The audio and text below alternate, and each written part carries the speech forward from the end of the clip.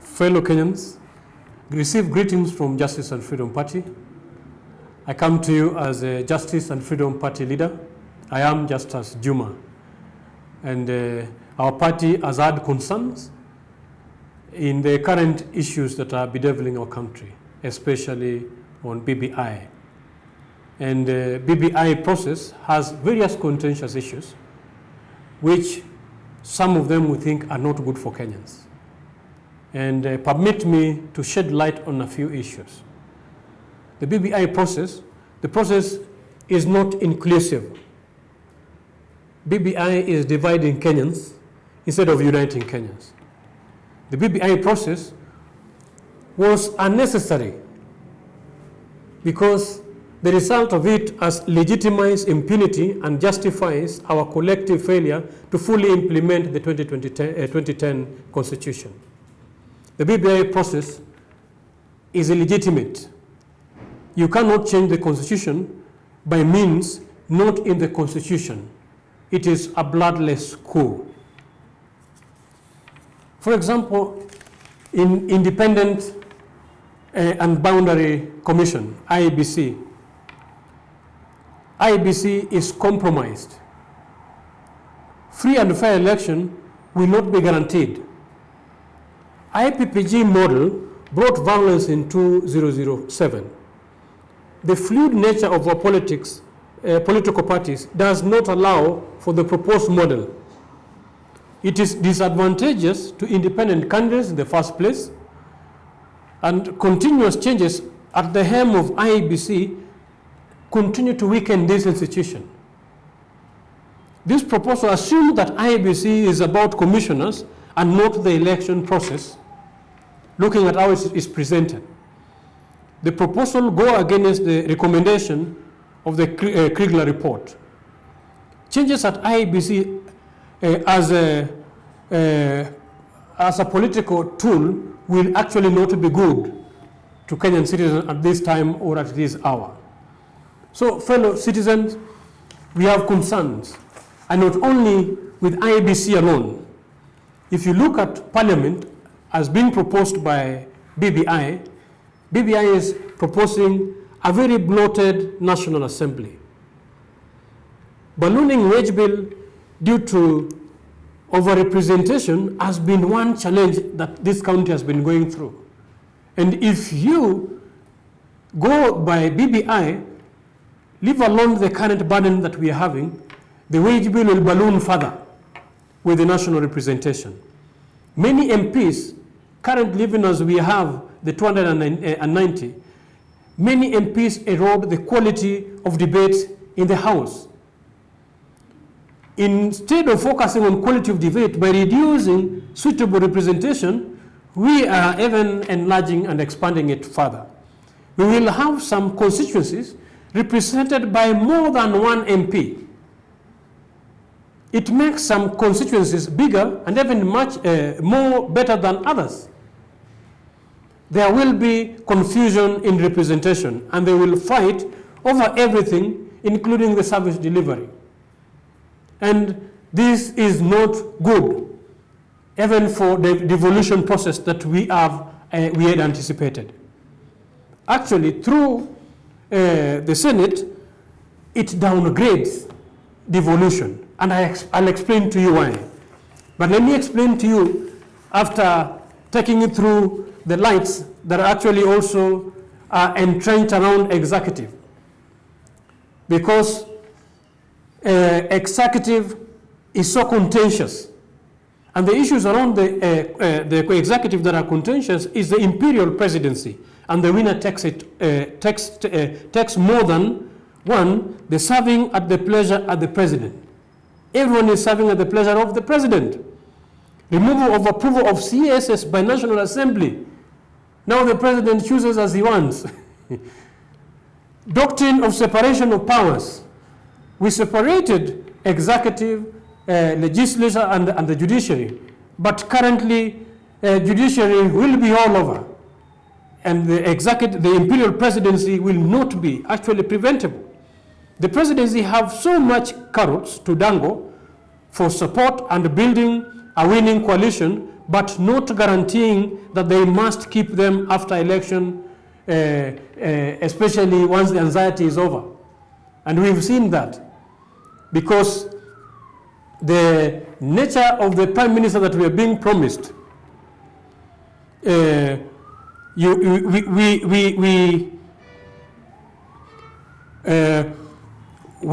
we will have a president who is not accountable to any institution or more is not guaranteed.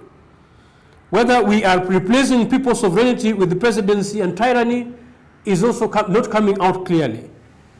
We will have a president who will be having overbearing powers, and that amount to tyranny. We are eroding the gains we've made on national values and principles on Article 10 of our Constitution, where the Article 10 expounded more on patriotism, on transparency, on accountability, on integrity, on good governance, on public participation, and proper regional balance. These are being taken away by presidency who can just dangle a carrot. And once the election is gone, we will be back to current situations that we've been seeing, where a president and the deputy cannot see eye to eye. The type of prime minister that is being promoted by BBI is very contentious. The prime minister is a very important prime minister. And prime minister will serve as the president's agenda and cabinet government programs in the National Assembly, not for the losing team, but for the president. The prime minister serves at the pleasure of the president. The prime minister can be hired and fired at will. The prime minister is a symbol of executive interference in the legislature. The prime minister is no real sharing of power, but just increasing the political territories of the executive. The prime minister's power is delegated. The prime minister does not appoint cabinet secretaries and can therefore not supervise them on even oversight glorified CSS. The prime minister remains the head of the state and government. The prime minister is and his personal assistants. That is, there is a more hybrid system in the current proposed BBI concept. The prime minister appoints and does not cure the winner takes it all, instead advances the winner take it all. It is expensive because all those positions come with the trappings of power, such as support staff, officers, and at all levels, and hence overburdening the taxpayer. And the process of selecting prime ministers is opaque and entrenches exclusivity and potential ground for conflict. The prime minister, the president, and the PM can come from different. They can come from different political parties. And should they come from different political parties with different ideologies, the contention and the contest that the citizens shall be taken through will not be measurable. And here is a case where you're having a prime minister who have stipulated functions, whereas the deputy president, who is an elected post, has minimal and, if at all, no clarified functions. Would it be usurping the position of DP to a position of appointed authority? Fellow Kenyans, these are contentious issues, which when we look at needs a lot of clarity and a lot of light to be shed. When you look at a case of devolution, the proposals are taking away the Senate's role in determining revenue allocation. We are jeopardizing the ability to have fair allocation across countries, entrenching inequality and marginalization. These weaken Senates in terms of oversight and fiscal accountability of counties. A weak Senate spells death for devolution, and that is what BBI is all about. The proposal introduces a restrictive parameters for revenue allocation. It perpetuates financial inequalities and development among counties. Some counties will not be financially viable. That is like Lamu, Tana River, Tharaka Nithi, Elgeyo Marakwet, and all others. It is a departure from the third generation formula that was agreed upon by the Senate and by the Executive and by the National Assembly. Eventually, devolution will die. The practicability of the increase of revenue to counties, to 35%. Our devolution model is based on funds follow functions. Our current financial status can't sustain 35%, leave alone 35%. Even the current 15%, the executive was not able to devolve, leave alone 10%. So how practical will they devolve the 35%? Because the increase of money without adequate safeguard on absorption capacity and oversight is a zero sum. We could not sustain 15%. How possible is it to sustain 35%? Without achieving 35%, this will leave devolution at the mercies of the national government. Increased taxation to a country with financial overburdened citizen, even if we were to achieve it, the document is not bringing solution to the current increased, the overburdened taxation that our citizens are going through. If there was a solution to this, then we would actually rest assured that there is an option out of this.